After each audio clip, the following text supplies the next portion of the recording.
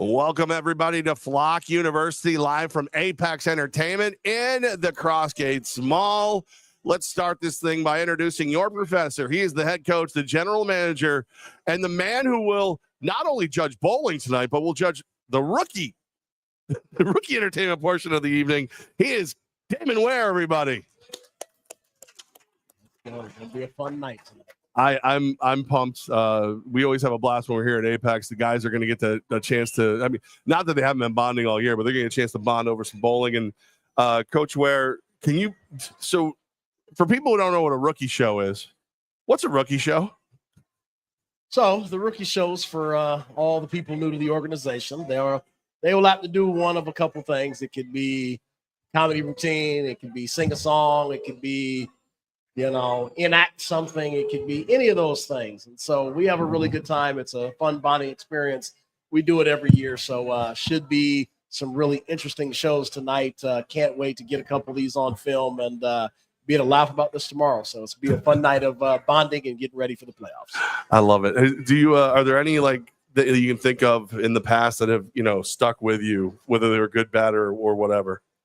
Oh, there's always some good ones. So there's definitely some good ones. I'm waiting for the impersonations. That's always so. Cisse is definitely going to be one I can see them impersonating tonight. I think that might be fun. So like I say, you never know what it's going to be. We told them about this last week, so they've definitely had some time to prepare, to practice, and it better be good. So off we go. I do this. The Cisse one it's almost too easy, but you also are kind of taking your life in your hands. I mean, Cisse he's a calm man until he isn't. I can see somebody doing an impersonation of him tonight. So we'll see what happens. Does anybody have the stones to do Coach Ware? Well, somebody might. You just never know. But we let them. Hey, it's whatever you need to do, as long as it's tasteful. Like, do your thing.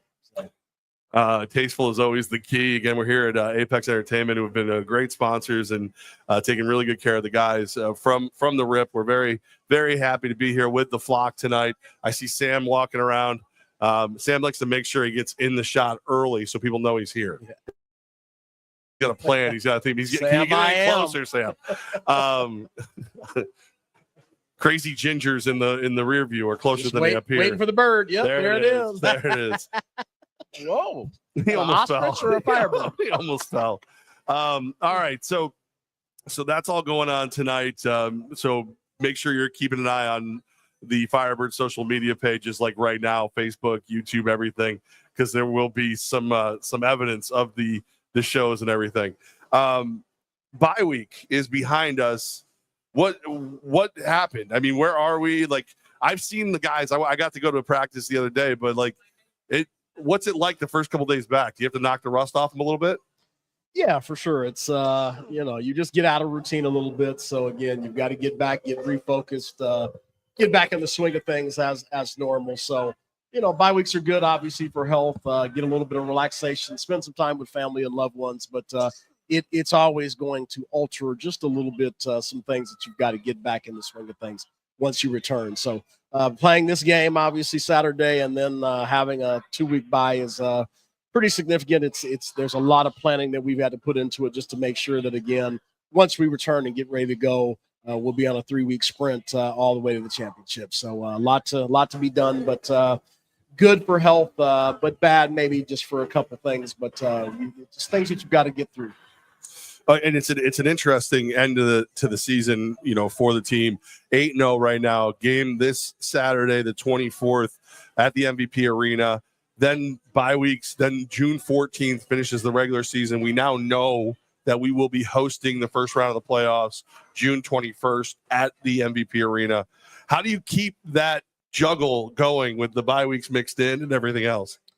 Like I said, it's this is kind of foreign. I've never had such a weird schedule to end the season, but we're just glad that we're 8-0 to go through it. Obviously, that keeps us highly motivated, but it is unique. So over the double bye week, we'll again allow them to have a week off, and then we'll come back during the second week, just because there's a lot to get in as soon as we get back, facing Washington on the 14th, and then having the semifinals the week after. There's a lot to prepare for and a lot of work that we've got to do. So going to be an interesting one again, but we got to get through it. This is part of the deal. I think this is interesting. Nania said hello to everybody. She said, hello, guys. Cousin Flocker in the house.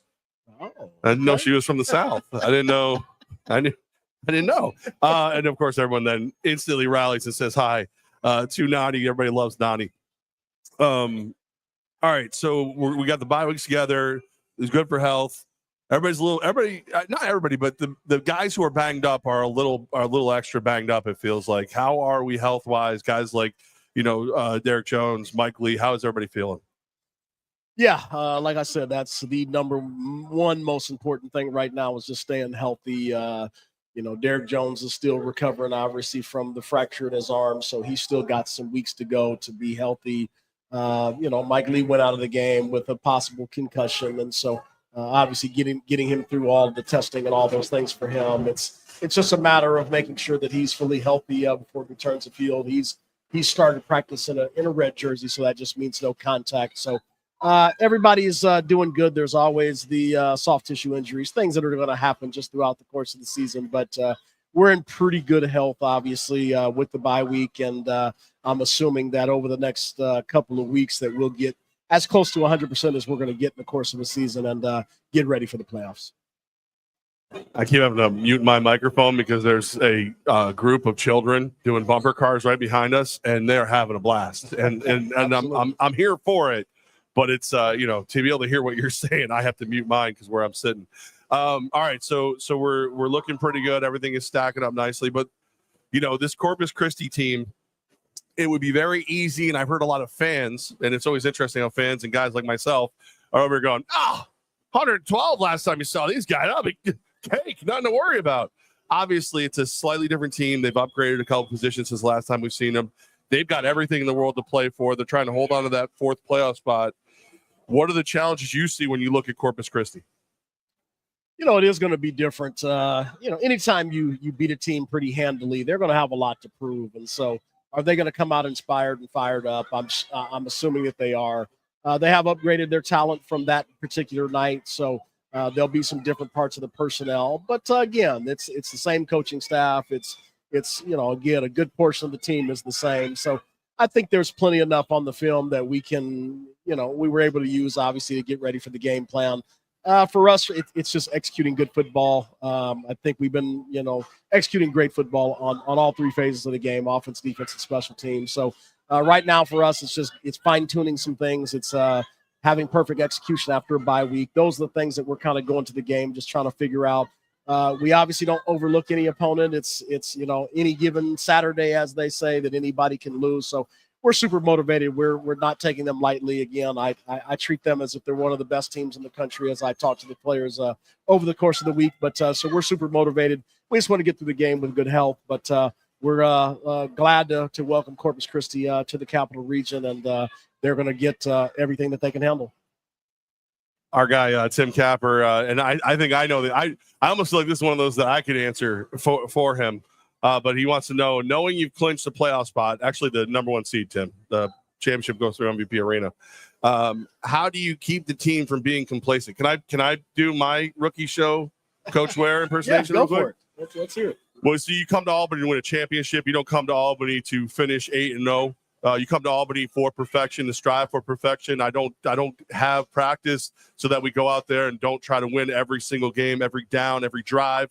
So I fully expect these guys to be dialed in, ready to go. I'll have all of them fired up, one goal, headed towards a victory. And anyone who doesn't want to do that doesn't need to be here in Albany. That's pretty good. I just won the rookie show. That's pretty good. Again, it's something that we talk about just from the first day of training camp. It's, again, if somebody said that's my Mike Tomlin voice, that's racist. It's at the end of the day, we're not feeling special because we're 8-0. 8-0 without a championship just is another horrible season. And so at the end of the day, there's not any issue of complacency. We know what we're here for. We know what we've built as far as a culture. We know what we've built as far as a football team. We know that it's championship or bust. So there's no stopping us. There's no complacency. We're still in the regular season. We want to finish the regular season 10-0, and then we want to get ready for the semifinals. So right now, we're clicking on all cylinders. We continue to. Our guys are, they're real motivated. And nobody's got to that lull. We've brought in a couple new guys to give us some fresh legs, some fresh bodies, continue to teach these guys up and get them up to the Firebird way. So we got tons to play for. So there's absolutely going to be zero complacency from us, the Firebirds. I was close. I was pretty dialed in, I thought. But I mean, also like knowing you and knowing these guys, like the guys who were here before know that we have unfinished business. Like there's people who want to look at what we were able to do as a different franchise in different leagues in different places and be like, hey, you guys are champs. And that's there, but it doesn't feel like it. And I don't know if you feel the same way I do. Like those are great. I feel good about that. Put them in a drawer. All I can think about is that we haven't won as the Firebirds yet. We haven't won as the Firebirds yet. Yeah, I mean, that's, I've said it time and time again, and I'll keep saying it. The worst thing that could have happened to this league is just us losing the championship game last year, just to feel the disappointment, all the things that went wrong, just in that moment. And again, it just hasn't, for those of us that were part of it, it just hasn't left us. And so we feel that we let one get away last year, and we never want to feel that again. So we're super motivated. We do need to win as a Firebirds. When you go through a rebranding, nothing that really happens. Not that it disappears, but at the end of the day, we need to win. We need a championship ring, obviously, that has the Firebird on it. So at the end of the day, we just, again, we've got to finish this off. And so we're super excited to be in the position that we're in. But as we've said, we haven't done anything until we hoist a trophy. Trayvon Shorts just showed up. Go Knicks. I want to point out salty about the Celtics. I want to point out that the second that series is over, I went to the group chat and I said, "Hey, Shorts, nice season."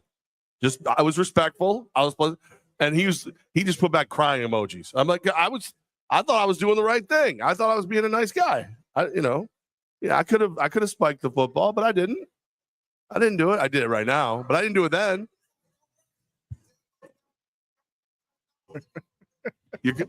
All right. Oh, he's coming for the bowling now.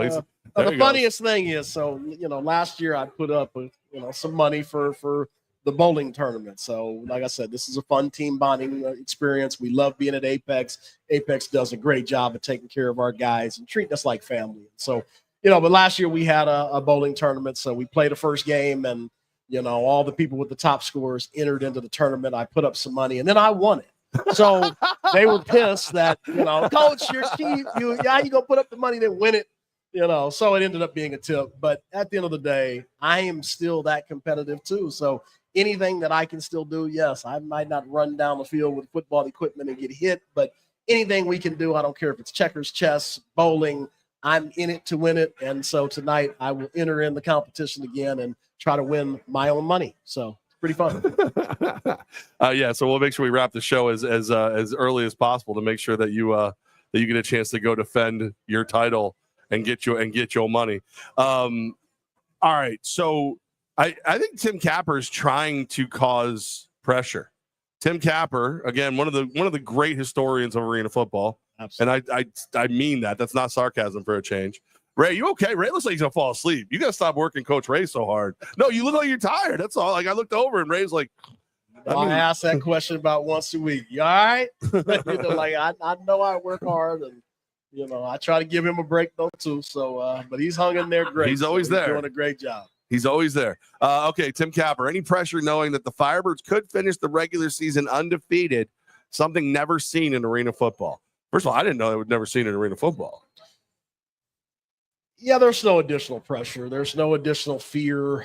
Like I said, we've truly built a system that's conducive for success. We've loved what we've built here over the last 5 years. We're just going to keep doing it our way. We're going to keep doing the things that we need to do. If we play our brand of football again, we feel that we should end this season undefeated, not take anything lightly. We still have Corpus Christi. We still have Washington to face. And we respect them wholeheartedly. We're not saying that anything's ever going to be easy here. We feel like that. We feel like we get everybody's best game every time they come to play us because, again, it's like I'm sure that Tom Brady felt that same way when they were going through their heyday. And with the Patriots. It's everybody, if they can beat you, they feel like they've won the Super Bowl, no matter if they've got no wins or they've got 10 wins. And so we know everybody's going to come in here and face us and play tough. And that's again, it takes a really tough culture team built for success to go through week in and week out where everybody plays you their best game. And we've took on all challenges. We've gotten through the gauntlet. We've been through a tough schedule. And so we're happy just kind of how this season will end. But yes, that's one of our goals is to be the number one seed in the playoffs. B, it will be obviously to be undefeated the regular season. 3, obviously winning the semifinal, hosting a game here in the Capital Region, and ultimately winning a championship. So all those goals are still ahead of us. So we're super motivated, and we'll be ready to go. There's a reporter battle in the comments. Our guy this week in Arena Ball. What about the AF2 Steamwheelers? And then Tim Capper fires back with not counting that they cheated. Plus it was AF2. So.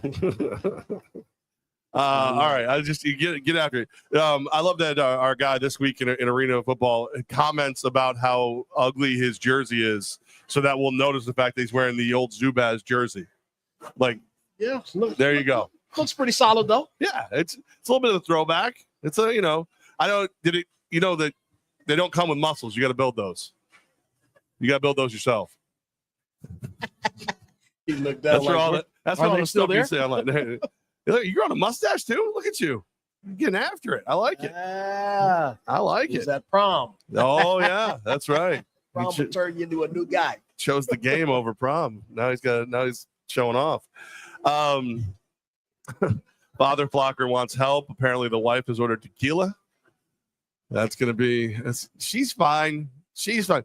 You know how much more she's going to like you because she's drinking that tequila? There you go. That works. There you go. All good. All right. So we talked about that. I do want to talk about Southwest Kansas. This is a good team, the Storm team. I think they've been overlooked because of the fact that the Firebirds have having a great season. Billings is on a resurgent. Nashville's has come charging back. I think some people kind of discounted the early wins for Southwest Kansas, but now that Jalen Morton's back, like he never left, they're a team to contend with, right? I love it. Anytime you can have some really, really good players in the league, it makes us all better. So what Jalen's doing this year is phenomenal. He's tops of, most of the statistics other than touchdown passes, obviously, that Sam has. So it's going to be a great battle down the stretch between Sam and Jalen on who wins the MVP this year. A lot of good storylines going into it, but again, he's a phenomenal quarterback. He's a guy that's been to 2 different NFL teams, been to the CFL, now been to the UFL. He's a phenomenal player, and it shows. And so you want those guys to be around. We want to face guys like that. Could they be in the championship game? Absolutely. Again, Coach Thomas is doing a great job there with Southwest Kansas of building a culture there that's conducive for success. So we're really excited at what they're doing as well. So we're paying attention, from afar. We know that we don't have them on the schedule the rest of the way, but we pay attention to them as well because that could be a potential opponent, obviously, for the championship game as well. So you obviously, as the head coach, you have to oversee everything, but you're an offensive mind. In the AF1, I was having this conversation with Adam Pelletier in the league office. We have at least 6 quarterbacks that any arena indoor team would love to have in this league. Obviously, Sam Castronova, Jalen Morton, Dalton Cole, Tyler Kulka, just to name a few, Malik Henry, who you're very familiar with, and Rakeem Cato, and the other guys, they have the games. Like Peyton has big games. Do you have to get involved in some of the defensive planning because how good the quarterbacks in the AF1 are? Do you use your expertise to help scheme against them? Again, it's my job to oversee it. So I'm definitely going to check in on just how we plan to attack some of these opponents and those type of things. But our young coaches are doing a great job. I've been able to stand back and just kind of monitor what's going on. They're doing a great job of putting in good game plans. They're doing a great job of teaching our guys up, and our defense is playing very well. It's just been my vision for the last few years, obviously, to get to a place where we could be, again, tops in defense. And we're right there in the hunt to be the number 1 defense in the league when the season's over. So super proud of our guys, super proud of our whole defense, all of our personnel, our coaches, everybody. I think everyone's doing such a phenomenal job. I'm real excited to where this team is right now, and real excited to see just how this season went. Love it. We are live here at Apex Entertainment inside the Crossgates Mall. The guys are having their their bowling tournament tonight, maybe some rookie show action. It'll all be on social media in the coming days. All right, so let's do some of the questions from the flock, because as Mother Flocker has said, the chat is on fire tonight. I'm a lot of love to LaBubble, because she was complaining the picture was a little fuzzy at one point. He goes, crystal clear here at Apex, man. Maybe you need to get out. But it's been going. All right, so obviously we knew this one was coming. Let's tackle the jersey situation, the fan jersey situation. I got notified. Remember, right now in Dubai, it's 2 a.m. I got notified about 2 a.m. yesterday that they were in customs. So customs has them again. I don't know what else they're shipping. I'm going to have to make some phone calls down to San Antonio and see what's being shipped, because customs keeps grabbing our stuff.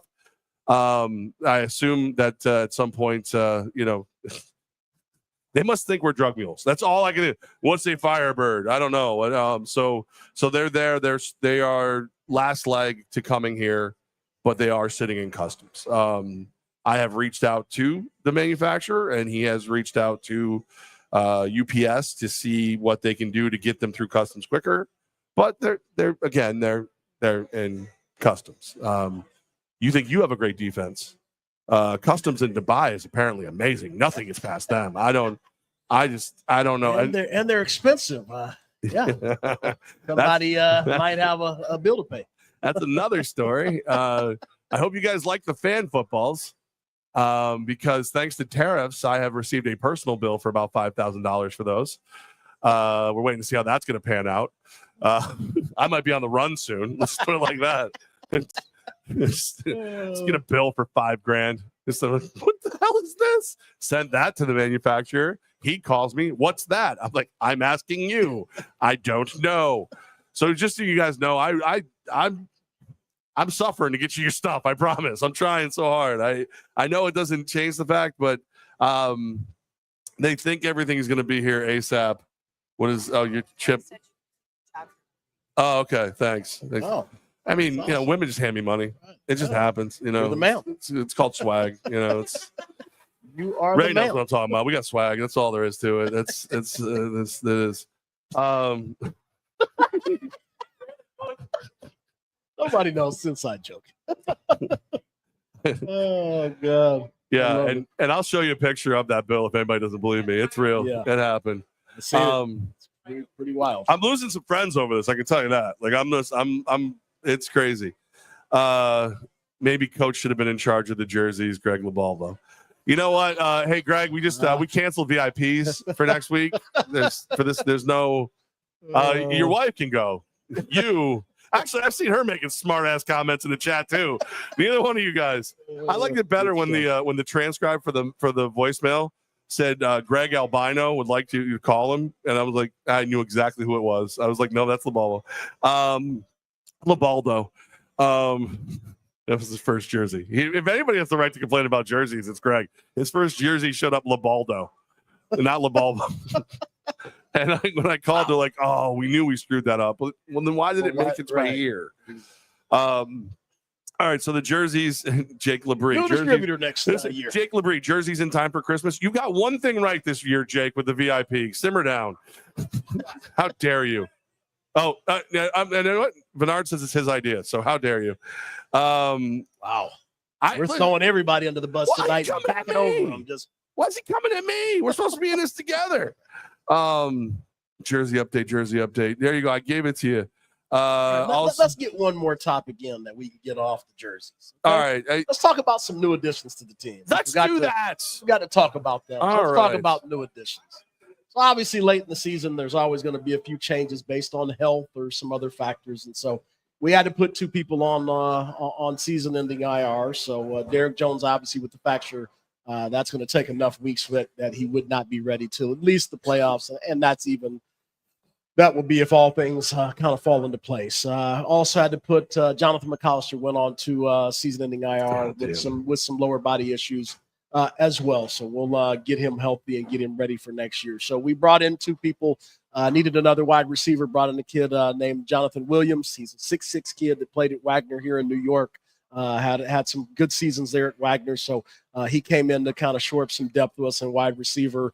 And then also to fill the defensive line role, Prince Human Mielen has come in.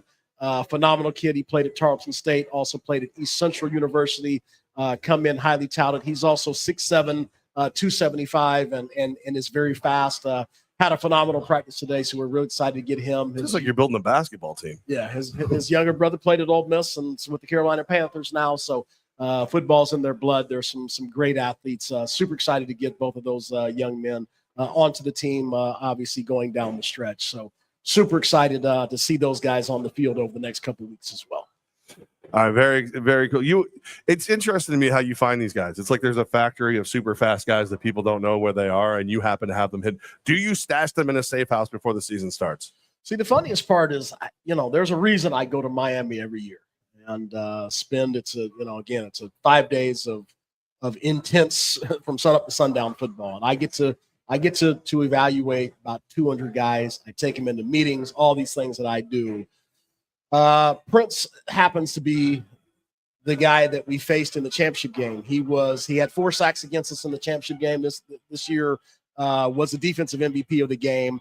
I get to meet a bunch of really good kids that are fresh out of college. And so as they go through their process and go through their pro days, towards the end of the season, it's the perfect time for us to bring those kind of kids in. And so they go through their pro days, obviously when we're in training camp in the first couple of weeks. And then again, by the time all that's over, the process, the draft is over, they're still out there, the ones that don't get picked up. And so it's a great time late in the season to get some of these kids to come in. They get to build value, obviously, and try to secure a spot for next season. So it's a win-win. Absolutely love going to Miami every year. The Podium Bowl, those guys do a great job of bringing in a lot of talent. We coach them up. And, again, I've probably brought in about 6-7 kids from the game now over the last couple of years. So continue to go there every year, continue to find this great talent all over the country. And, there's so many players to evaluate every year. It's a place where I really get to spend a great deal of time seeing kids every single day, seeing how they act every day, how they practice, how they play in games. It's really a great environment. And, again, that's where I find some really good kids. So happy he's here as well. Awesome. And everybody's eligible for the postseason, all those things because of the way they're being brought in and all those things, right? Absolutely. All right. I some of the talk in the NFL right now is the players being available for the flag football Olympics in 2028. I know that we've had conversations about why arena players would be great at it. Doesn't it seem like they're missing the boat, not grabbing like a Dwayne Brown and maybe they will, but like our guys, I feel like they would just, especially our offensive guys, would be awesome at flag football. I mean, I can tell you it's an interesting, the rules that they adopt and having a situation where you can have at least one guy from each team compete. Would I want and I think everybody's assuming it's going to be the stars because it's going to make us look great and all these things in the Olympics. But are you going to send your $50 million player to play in some meaningless games against guys that are trying to make a name for themselves? You send a Justin Jefferson or a Jamar Chase and they go tear their ACL in a flag game. Would you do? I wouldn't do it. Can you stop them though? I guess is the question, because Justin Jefferson wants to play. I get it, but we're talking about that big of an investment. That rule kind of, I don't know. If I'm at the bottom of the league, if I'm, let's say, Cleveland, yes, vote it in. I'm hoping a few guys go to, but I just don't understand. It ruined Joey Galloway's career. He blew out his leg playing flag football on a beach, and he was never the same after that. Exactly. It just, to me, we talk about safety. We talk about taking all these rules out for safety. Then we added more games, which doesn't seem very safe to me. Now we're going to add in flag football. I just, like I said, I get it's $1 billion, trillion business and all these things, but I just don't understand those kind of rules. So I would not send one of my guys. I'm going to send the 52nd guy on my roster. Hey, you're going to go represent us well. Good luck. Hey, take one for the Gipper, but I'm not sending one of my star players to play flag football against non-NFL players that are going to want to make a name for themselves. So I'd pass on that. These are the comments I love. So David Lumpkin, Flag's a different game. Trust me. We know it's different. We're good. we got it, Dave. Well, I appreciate you, man. But like I mean, obviously, like I would think, take out injury. It would probably be. I would be more excited to send my offensive, my defensive players. Like we were talking about Mike Lee earlier. How do you get a guy like Mike Lee to go from being a just collision waiting to happen to got your flag? Like it's a very different. Right. Like it's not. You'd have to be selective on the players that you put in. But I think again, and I know there was talk in years past about using arena players in the Olympics. To me, it just makes more sense. These guys need to continue to build value. They need to get their names out there. They need to be seen by more people. To me, it would make more sense to pick our type of players and allow them to get a chance at this. But I get it. Like I said, there's a lot more money and prestige and things involved that is just above my pay grade. But at the end of the day, if I'm a GM at an NFL team or I'm a head coach, I'm just not sending Justin Jefferson to play a flag game. I'm just not doing it. All right. So before we wrap, any questions from the flock in attendance? Anybody here want to ask any questions? You guys already did. You can actually ask it. You don't have to type it. You can say it out loud. If you want, we're here at Apex Entertainment. I did see people ask about the Maserati. I believe that we're getting close to Titus's Maserati being brought to Andy Gelcher. And being wrapped. I offered to drive it back. At this point, I wish I could drive it to Dubai and go pick up our damn jerseys. But no, so the Maserati is going to happen. And then I think our goal is to hide his keys again because he didn't know where they were for like a year. So if he can't find his keys, he won't be able to rewrap it. We can leave it the way it is for at least a year. Absolutely. I mean, you deserve it more than anybody to see it done. I think it'd look great driving around Billings, Montana with our brand. So let's get that done as quickly as we can. I don't understand what is this? How does it? This is from This Week in Arena. Well, you're right there. You could just ask the question, but now I see why it's not. How does it feel to go from the winless Black Hills Red Dogs to the undefeated Firebirds? Sort of a question from a certain owner that's not actually him. Do you understand that? No, I don't really. What do you really understand that question? But you want to explain it? Like, he's so proud of himself.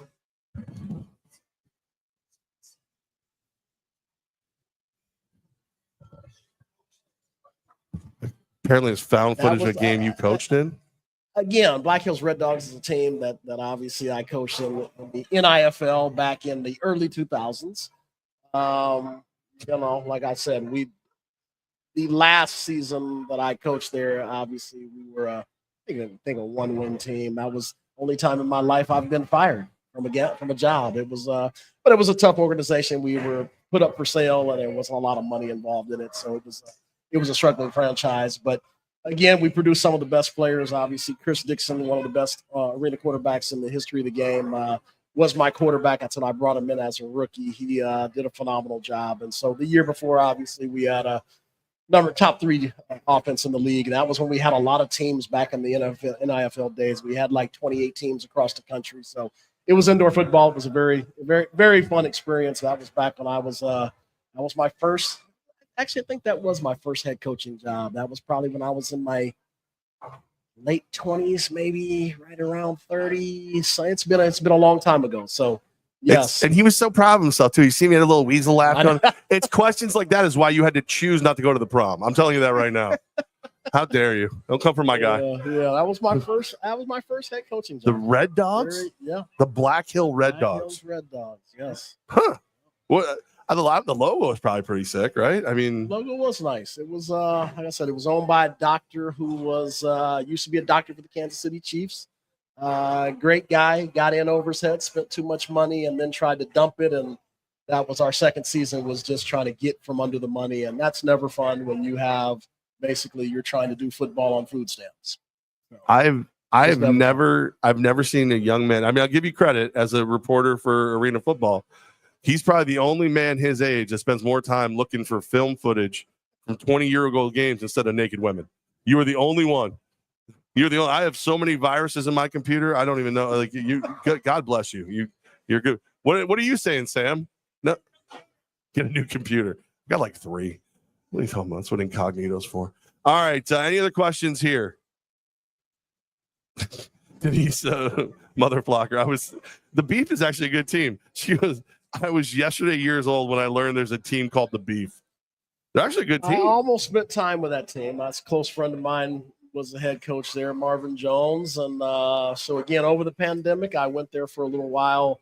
Just wasn't my cup of tea at the grand scheme of things. And obviously when Albany called, it was a easy transition for me to be like, bye Omaha, hello Albany. So but it is a very unique name, obviously, with the steer as the logo. Again, a team that's been around since 90 something, so it's been around for 30 something years. But it is a very unique logo. They do a good job out there in Omaha. They get a great fan base. It is an interesting spot. It would be, it's a team that's run very well. It'd be an interesting team that maybe bring yourself over to the AF1. So yeah, Ricky, if you're listening and he's one of the owners, come on over and see us at this site. All right, Stephanie Wade has made this joke like 6 times online, so we'll go for it. Levac, we are working on getting you an official copy of the AB video. Yeah, I get it. I just got listen. I'll just say it. When a dude says he's gonna have you shot like 3 times, and you go whatever, and then you see a video of him running after people with a gun, it changes things a little bit, peeps. It changes it's a little different now. I thought he was totally full of crap. He's only like 98%. I'm sorry. 89, what's his number? 84% full of crap. So let's leave that where it was. Let's just leave that behind. And by the way, Stephanie, didn't I go out of my way to get your Mother's Day wish on the Jumbotron for you? Oh, and this is how you repay me. This is how. Who's the bad person now? Boo you. Thanks so much. Oh, actually, wait a minute. Let's get an update because we know that next week's Flock University, a week from tonight, is going to be under the orange roof, Hooters on Wolf Road. Will the full show be in attendance? Of course. All right, let's go. She's been saying in here that she's picking you up. She's dropping you off. Nani is going to be. If the show goes 2 minutes too long, you're going to get dragged out through a window. Wouldn't doubt that. You better have your wing order ready, though. That's all there is to it. Put that in as soon as I get there. All right. Lisa says I'm the best. Aha. How dare everybody else. All right, everybody. Thank you so much to Apex. Thank you to everybody. Round of applause to the Flock. You guys are great. Thanks for coming out. Even you this week in Arena Ball. Even you. He is the head coach, the general manager. He has been on he's coached more teams than just this one. We found that out thanks to This Week in Arena Ball. He is Damon Ware, everybody. I'm Stephanie's favorite punching bag. My name is Jeff Levac. Smattering. I'll take it. All right, everybody. Thank you so much. We can't end a single episode of this show without those 2 lovely words. 1, 2, 3. Flock you.